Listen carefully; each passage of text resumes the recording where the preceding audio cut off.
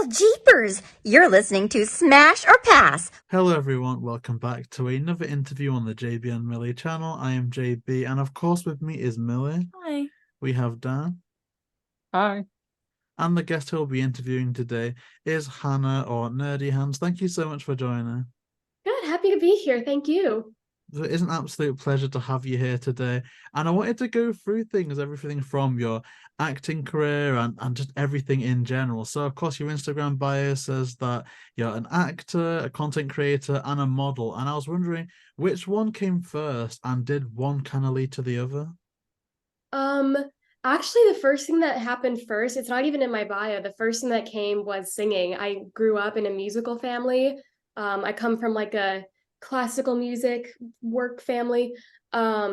My dad's like really big in that industry, so I grew up just surrounded by music and singing, and then I realized, oh, people like do theater and sing and act at the same time. How cool. So I went to that, and then it became just acting because I connected with it more. So yeah, I'd say that it was singing, acting, and then content creating, and I just recently got a modeling contract. So that's kind of the order of things.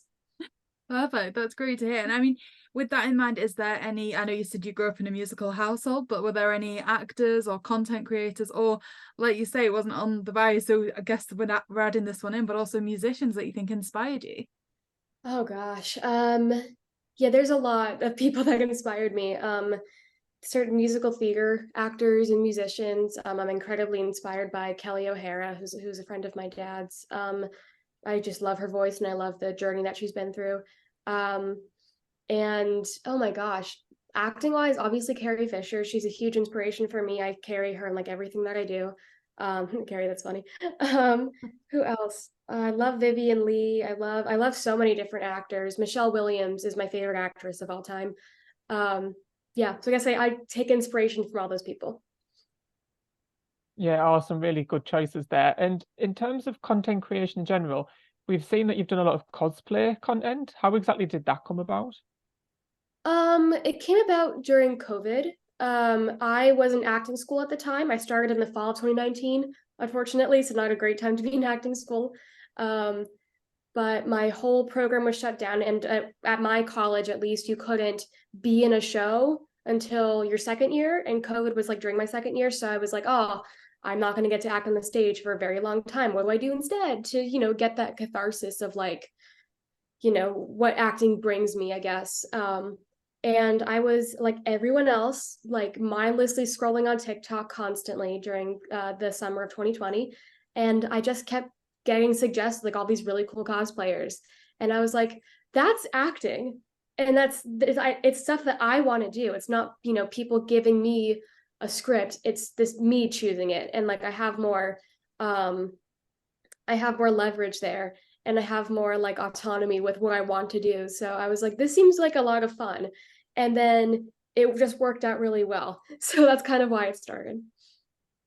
That is absolutely incredible. It's great to hear how you started and now evolved from that aspect to where you are now. And it's so funny to speak to other people that are in the content creating space because it's a bit like I know like how differently like perspectives can change and goals. And so, were there any goals that you were going into, say, with cosplay or content creation at the start, and have they kind of changed since then? Yeah, honestly, I didn't really go into it with any like expectations or goals or anything. I just wanted to have fun and maybe make some friends who like the same things that I did because I still am a very nerdy person, hence the username. And a lot of my like friends at college, they weren't like big nerds. They were all like musical theater people, acting people. So I was kind of isolated and like I like Marvel, I like Star Wars, I like all these things. Um, so that was my only goal, was to make friends and have fun doing it and like make as much content as I could, and that made me happy. And then once I started getting serious about it, I had like other goals, like, oh, I have, I wanted to like go to a premiere, which I have done now. I wanted to, have a video blow up like crazy, which has happened a couple of times now, and I wanted to do podcasts and stuff like that. um and I have other goals too, and I prefer to keep my goals like very to myself because if I don't achieve them, that's very embarrassing for me. But it gives me more motivation to, achieve it. But yeah, I guess the goals have really changed now that it's like my full-time career. That really does make make a lot of sense. And in terms of, goals changing, and you said you obviously don't want to disclose any of them in case they don't happen, but we'll manifest that for sure here. Would you say that your goals tend to change once you have achieved the ones that you've already had, or has your perspective ever changed? Like something's happened where you've gone, so maybe I'm going to look into that versus, okay, now I'm going to level up. Yeah, absolutely. A goal I just recently accomplished that I never thought I'd have was walking in New York Fashion Week.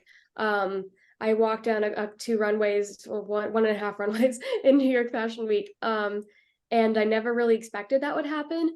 But now I have other goals like that. Like, okay, I want to do another magazine shoot. I want to do more clothing brands. I have more modeling goals now, which was something that I had literally never had before until I was presented with this opportunity.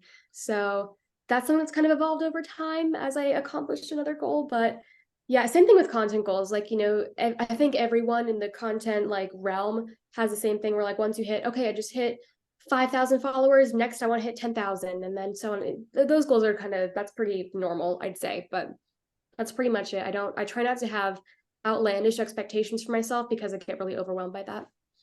Well, it's certainly, you've achieved so many goals that lots of people do aspire to. So with that in mind, do you have any advice for people wanting to get into acting or people that want to get into content creation? Right. Honestly, if you go at your own pace, I think is my biggest thing is, you don't, like everyone says, you need to post every single day. You need to do this, this, this, and this. Honestly, sure, maybe it hasn't worked out for me, maybe it has, I don't know, I can't compare myself to people, but I'm a big proprietor of quality over quantity. Posting 8 crappy videos a day that don't give you joy is worse than posting 1 video a week that you worked really hard on and brought you a lot of joy. So that's my biggest thing, is just have fun with it. Don't treat it like a job until it is, and even when it is a job, it's still fun. So you never lose that fun. And if you have, try to get it back, because that's how you succeed. Yeah, I think it's fair to say that I think nearly everybody goes through that, trying to do 1 video a day stage at least, and that sort of thing, and you don't often see the return, and that can be really disheartening. So is there any struggles that you faced along that content creation journey, and any advice to people trying to get through, say, working really hard and just not seeing the return on it at the minute? I'd love to know myself, honestly. We're entering a new era of TikTok right now, where it's not so much people doing trends and using audios, but really honing themselves, and it's a lot more individualized than a big community thing, I guess. So it's very interesting to see how it's shifting, and I think honestly, keep changing yourself, keep trying new things. That's the biggest piece of advice I can give, honestly. And it's scary. I'm still scared of it. I'm scared to try new methods of creation on TikTok, Instagram, what have you. So yeah, that's all I know. I don't know. It's my biggest advice for if you're stuck. Oh, that's great. But so moving on to Scooby Doo, obviously we know that you've recently collabed with the lovely Maggie Rocha to do a Daphne and Velma cosplay. What led to that? Me and Maggie have been friends for a really, really long time. Not really long, but a year and a half, 2 years. And I've always wanted to do a Scooby Doo collab with somebody. And my really good friend Carmen, who's a fantastic photographer, I've worked with her a number of times. She was coming into town, and we had always wanted to do a vintage style Scooby Doo shoot, because Carmen only shoots on film. She doesn't shoot digitally like most of the photographers I work with do. So I thought a Scooby Doo shoot on film would be really cool, because it's vintagey, gives that vibe of the animated series, the first animated series. So I texted Maggie because I was I know she literally had gotten her hair done maybe that week. Got her hair cut short into a bob, got bangs. I was like, you're literally Velma. Do you want to do a Scooby Doo shoot with me, Daphne and Velma? It's SAG AFTRA Strike friendly because it's animated. I think we should do it. It'll be really fun. I booked us a studio, and that's kind of how it happened, honestly. Oh, it's amazing. I did see the content. I thought it was great. And we interviewed Maggie a few months ago, and she's a delight. She really is. Yeah, and obviously you said that you'd been wanting to do Scooby Doo for a while. So how familiar were you with the franchise? Were you a big fan of it? When I was a kid, yeah, here and there. My parents were very strict on our screen, what we consumed television wise. So we didn't have any cable growing up, me and my younger sister. So I would watch Scooby Doo at like my grandma's house. I loved watching that live action movie that I can't talk about because we are still on strike, unfortunately. But that I loved that movie growing up. I loved all the animated series. I know my mom was a huge fan of the series when she was growing up too. And yeah, so all really good things. Yeah, I wasn't like obsessed with it, as a kid, but I did enjoy and knew the characters very well. Yeah, I connected to Velma a lot as a kid. See, that's definitely leading on to my next question, which I thought was absolutely incredible. And that was a post you did on Instagram for the last day of Pride. And it was a bit of a Velma appreciation post there. Now, of course, in terms of being in the Scooby community, we finally got that official female love interest for Velma in the movie Trick or Treat Scooby Doo last year, which is obviously animated and everything. But you've mentioned the live actions that can't really be mentioned, but there are intentions for Velma in that one in 2002. And so it's kind of been coded within Velma's character for the longest time now. What about that character do you think makes her such a great LGBTQ plus icon? Honestly, I think it's just how true she is to herself. She's not someone who desires to who wants to change for anybody. She's not gonna, put down the books and stop being like a cool nerdy gal just because like all the other girls around her are like, dressing super cool and like they, go up the mall and stuff like that. She'd prefer to be with her books, and that's honestly a good metaphor for what it's like to, be queer, not changing yourself for anyone, and really being who you are. And I think that she is a fantastic person to be that representation in the Scooby-Doo franchise. Yeah, 100%. And in terms of that representation, one thing that struck me as somewhat surprising, because you don't often see people be open about it, not like it's a secret, but it sometimes feels that way, was how open you are about being half Jewish, which resonates with me a lot, having been raised by a Jewish father. And so, with that in mind, are there any Jewish characters that you'd ever wanted to cosplay as, or one that resonates with you in particular? Oh my gosh, there's so I was gonna do a video this year about Jewish characters, but unfortunately with the strike I Mm. couldn't make it happen. Maybe this coming spring with Passover and everything. Um, but yeah, I've cosplayed a couple of them.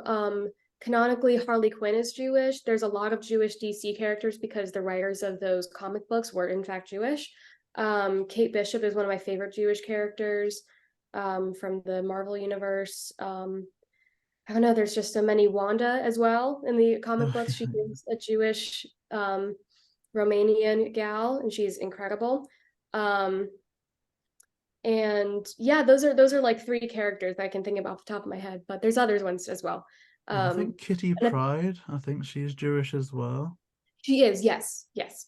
And also, I think two of the main Velma voice actors are Jewish. So that's kind of interesting. I think that, and even in the Mystery Incorporated animated series, I think she's kind of Jewish coded as well in some of the lexis she uses in that. So again, it kind of goes full circle, which is awesome.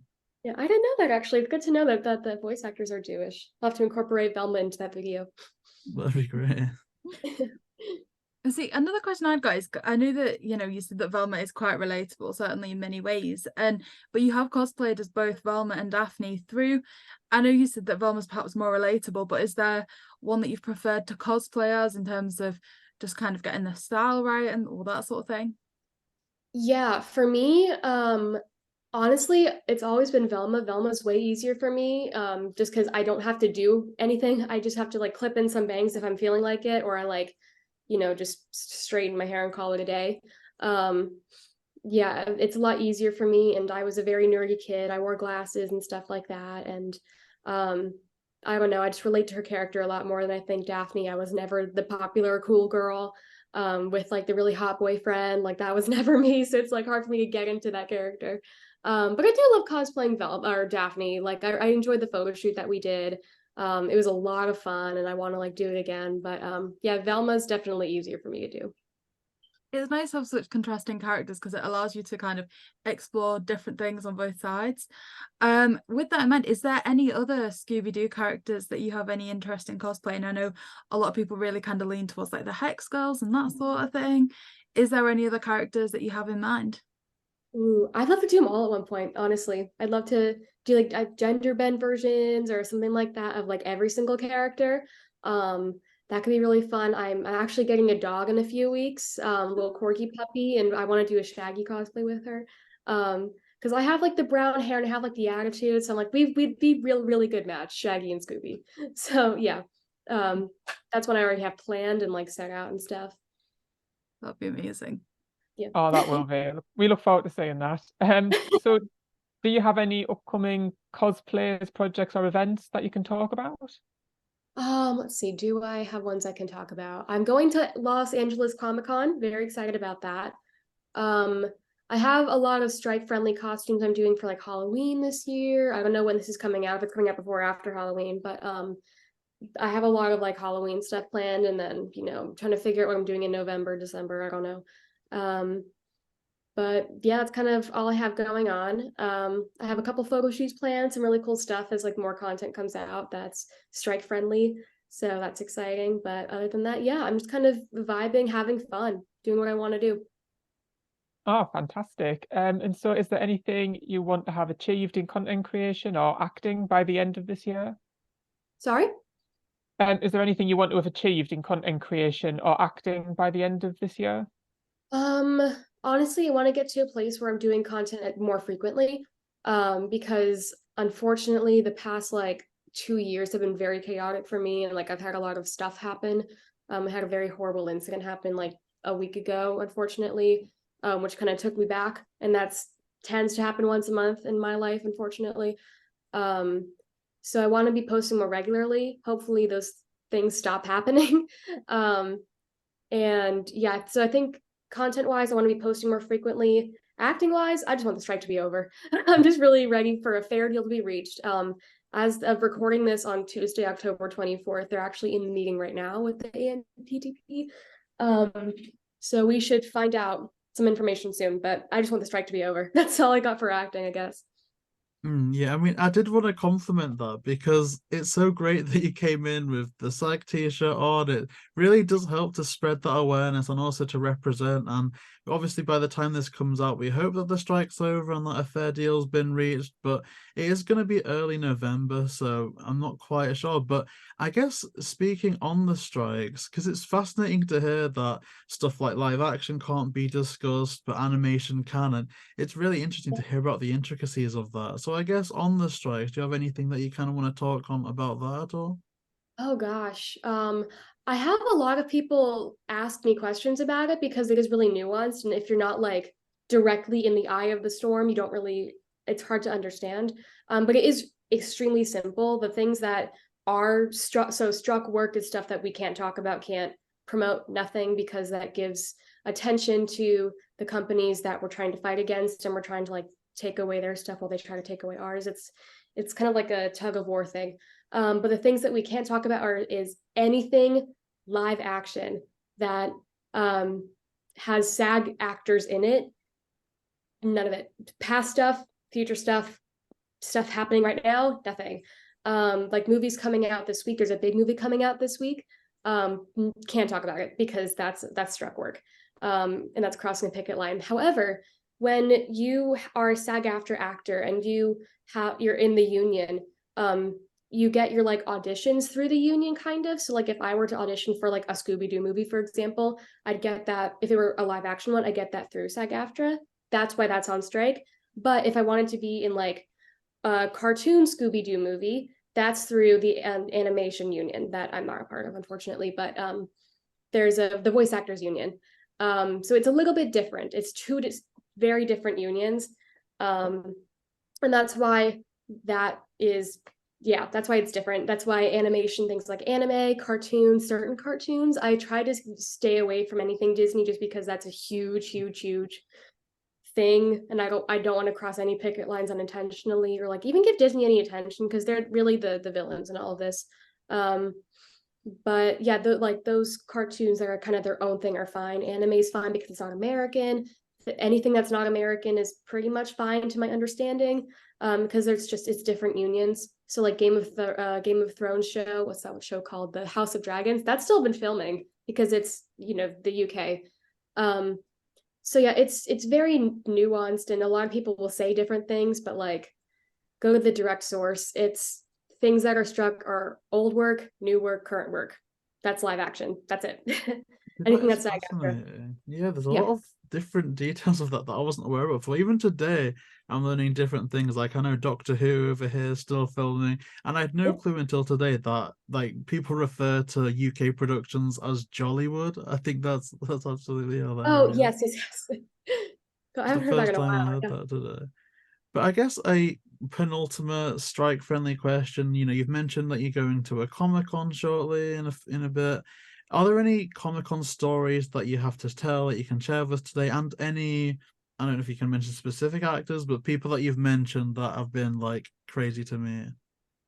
Yeah. Well, I can mention actors because like actors aren't fictional characters, and they're real people. They're not struck. So you can talk about actors and stuff. Um, but oh gosh, I don't know. Um, I met Hayden Christensen in 2021, I believe, at New York Comic Con, dressed as a certain princess in a certain space franchise. And it was a very quick interaction, but he did tell me I looked just like her, and that like kind of made me fall apart. So that was really cool. I love that interaction. Trying to think of who else I've met. I've met a couple different celebrities. One of my good friends, Stephen Glickman, he was Gustavo on Big Time Rush. He's a very nice guy, and it's like crazy that we're like friends. So that's a pretty crazy one. I'm like somewhat acquaintances with Dan Povenmire, who was the voice of Doofenshmirtz, one of the creators of Phineas and Ferb. So that's pretty cool, I guess. But yeah, I don't know. I have like con stories, but like they need to stay like within the group of people that happen because people get a little crazy at cons, and I don't know if they want their business out there. Yeah, no, completely understand with that. And so to get in the process of wrapping things up now, to the people watching, where can people keep up with your work and find out what you're doing next? You can find me on all platforms at Nerdy Hands. On Instagram, it's nerdy.hands. The original username's not taken. I don't know why they won't let me do it. But yeah, you can find me anywhere with that username. I'm gonna start posting on YouTube again soon. But yeah, find me Instagram, TikTok, Twitter, any of those platforms, and I'm posting happily. That's absolutely incredible. I'll be sure to leave all those links in the description down below. But yeah, that does conclude all of the questions that we had for you today. Just thank you so much again for joining, and especially Isabel for speaking about the strikes as well, because the second I saw your t-shirt, it was like really good to get that insight as well, especially, you know, broadcasting it so other people as well can get that understanding. So thank you so much for that. Of course, thank you so much. This was fantastic. Thank you. So, yeah, I guess to get in the process of wrapping things up for the people watching, Dan, where can people find you online? I'm on Twitter and Instagram at danfaz94. It's incredible. I'll leave that in the description down below. And if you do want to keep up with us, all of our Linktree links will be in the description down below as well. So, yeah, that does it for another episode. If you did like this, please make sure to comment and like and subscribe. And if you do want to see more, then we'll see you next time.